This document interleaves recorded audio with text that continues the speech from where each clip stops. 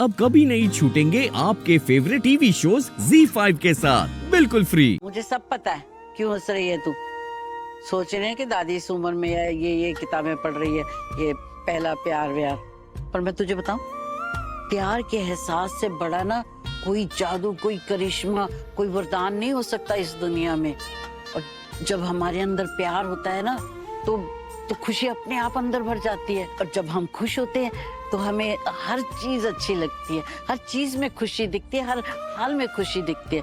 और जब हमारे आसपास खुशी होती है तो हमें आसपास सब अच्छा लगने लगता है। और जब हमें आसपास सब अच्छा लगने लगता है तो हमें जिंदगी खूबसूरत लगने लगती है। और जब हमें जिंदगी खूबसूरत लगने लगती है ना, तब कितनी भी बड़ी कोई परेशानी, कोई मुश्किल, कोई मुसीबत हो ना, वो एकदम छोटी लगने लगती है। पता भी है तुझे, इसीलिए कह रही हूँ तुझसे, जब तुझे भी अपने अंदर प्यार भरा मिलेगा ना, तुझे भी सब अच्छा लगेगा। दादी, मेरे दिल में तो प्यार। हाँ, अब तू ये मत कहना कि तेरे अंदर तो पहले ही प्यार भरा हुआ है। किसके लिए? पारो के लिए, रोहन के लिए, शालू के लिए, मेरे लिए, है ना? यही बोलने वाली है ना? लेकिन ये एक अलग तरह का प्यार है, मतलब निस्वार्थ प्यार। इसमें हमें अपने लिए कुछ नहीं चाहिए होता है, लेकिन स्वार्थ वाला प्यार भी अच्छा होता है, जहां हमें अपने लिए भी कुछ चाहिए होता है। समझ रही है? दादी, अरे देख, अब तू पारो से प्यार करती है, बदले में उससे कोई उम्मीद तो रखती है? नहीं रखती ना। ये है निस्वार्थ प्रेम। और क्या? मैं नहीं मानती निस्वार्थ प्रेम। भाई, जहाँ प्यार वहाँ पे उम्मीद, अपेक्षा, जहाँ प्यार वहाँ तकरार, वहाँ रूठना मनाना। अब ऐसा तो नहीं है ना कि खुद को ही प्यार करते रहो, कुछ अपेक्षा ना रखो, कहीं से उम्मीद ना करो। ना, मैं नहीं मानती। भाई, हमारे जमाने में तो प्यार था, तकरार था, रूठना मनाना था। लेकिन आज की पीढ़ी ने ना एक्चुअली सब गड़बड़ कर दिया। आजकल प्यार यूं चुटकी में, तकरार चुटकी में, और मनाने का तो नाम ही मत लो। मनाने की जगह पे तो आजकल वो क्या होता है, वो वहाँ ब्रेकअप चुटकी में। दादी, ऐसी बात नहीं है। रूठना मनाना ठीक है, लेकिन बात। मैं तेरी बात समझ रही हूँ, लेकिन पुत्र तू भी तो मेरी बात समझने की कोशिश कर। तू क्या कहती है कि तू पारो के लिए जिएगी, यही ना? लेकिन कभी ये सोचा, जब पारो बड़ी हो जाएगी, वो जिंदगी में आगे बढ़ जाएगी, किसी के घर चले जाएगी, तो अरे पंछी कब तक अपने घोंसले में रहते हैं? एक ना एक दिन तो उन्हें उड़ान भरनी होती है ना। आज नहीं तो कल वो घोंसला छोड़ के उड़ जाएंगे। तो पारो के जाने के बाद तेरा क्या? अकेली रह जाएगी ना तू। उधर हमें समाज में रहना है, हम सामाजिक प्राणी हैं। अगर ऋषि एक अच्छा पिता नहीं होता ना, तो मैं तुझसे कभी नहीं कहूंगी कि तू उसके अतीत को भुला के उसके साथ आगे बढ़ जा, एक नई जिंदगी की शुरुआत कर उसके साथ। लेकिन अगर वो अच्छा पिता है और तू उसमें बदलाव भी देख रही है, और वो हर कदम पर तेरा साथ देना चाहता है, तेरे लिए सब कुछ करना चाहता है, तुझे बहुत कुछ देना चाहता है, तो उसे एक मौका दे दे पुत्र। कि मैं कह रही हूँ, तेरी दादी, मैंने इस उम्र तक बहुत दुनिया देखी है पुत्र। इसे मेरी जिंदगी का निचोड़ ही समझ ले। और मैं तुझसे ये जरूर कहूंगी कि मेरी इस बात को ऐसे ही मत जाने देना। कल बप्पा आ रहे हैं और कहते हैं ना कि हर नए काम की शुरुआत से पहले पप्पा की पूजा करनी चाहिए।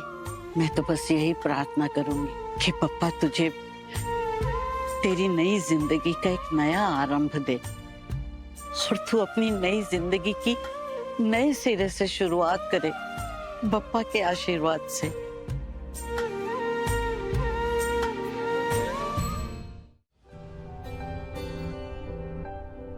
स्थापना यहाँ पे होगी, ठीक है? तो इस एरिया को हमेशा साफ रखना, अच्छे से सजाना, और फूल रोज के फ्रेश आने चाहिए, ठीक है? इस तरफ आओ, इस तरफ लाइट्स थोड़ी सी कम लग रही है, यहाँ पे लाइट्स थोड़ी बढ़ाओ। प्रसाद वगैरह भी यहीं पे रखा जाएगा। पूजा की सामग्री यहाँ इस एरिया में रखेंगे, पंडित जी यहीं बैठेंगे, तो यहाँ उनके बैठने की व्यवस्था करो, ठीक है? सब कुछ उस हिसाब से अच्छे से करना है, ठीक है? और मोदक, अगर मोदक आ गए हैं तो उन्हें बॉक्सेस में डलवा दो। आरती के बाद हम गेस्ट्स को प्रसाद के रूप में वही बॉक्सेस देंगे, ठीक है? सब कुछ अच्छे से अरेंज होना चाहिए। ठीक है। जा। आंचल, हाँ? पंडित जी नहीं आए अभी तक, इतनी देर। जी मैं यहाँ हूँ। नमस्ते। नमस्ते पंडित जी। नमस्ते। लेकिन आप जानता हूँ गुरुजी भी आ रहे हैं। वो क्या है ना कि उनका विलम्ब हो रहा था, तो उन्होंने क्या हो रहा था? विलम्ब मतलब देर हो रही थी, तो उन्होंने मुझे पहले यहाँ भेज दिया सारी तैयारी करने के लिए, ताकि पूजा समय पर हो सके। अच्छा पंडित जी, ठीक है, तो चलिए तैयारी शुरू कीजिए। पूजा के सारे सामान आ गए? जी जी बिल्कुल आ जी आइए। आइए। अरे सुनो, आयुष, ऋषि या बच्चों में से किसी का फोन आया कि कहाँ पहुँचे? घर कब तक आएंगे? नहीं आंटी जी, हमें तो कोई कॉल नहीं आया अब तक। हम, मेरी बात हुई थी वो रास्ते में ही। ये मुझे समझ में नहीं आ रहा, ये लोग ऐसे कैसे? आंटी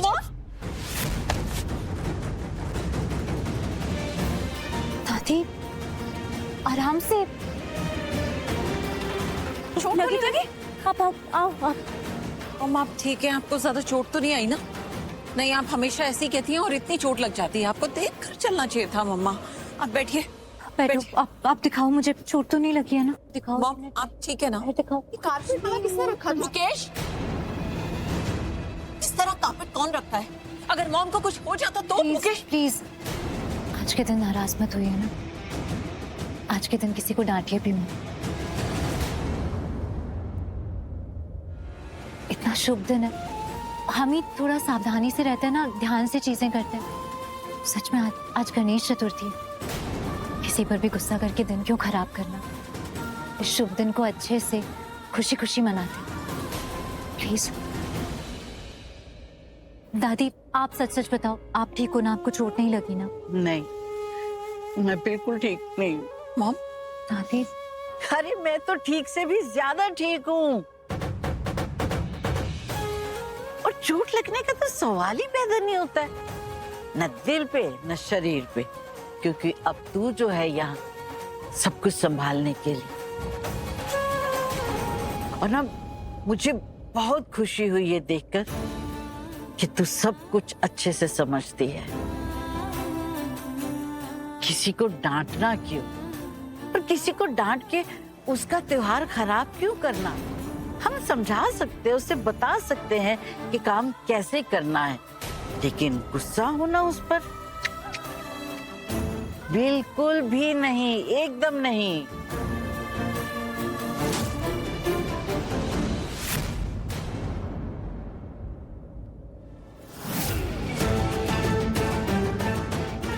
मॉम कभी नहीं बदलेंगी। डे वन से ऐसी है, लक्ष्मी लक्ष्मी लक्ष्मी बस। सीरियसली मॉम, आपको तो हमेशा लक्ष्मी अच्छी लगती है, कितनी भी गलत हो ये, बट आपको तो हमेशा सही ही लगेगी।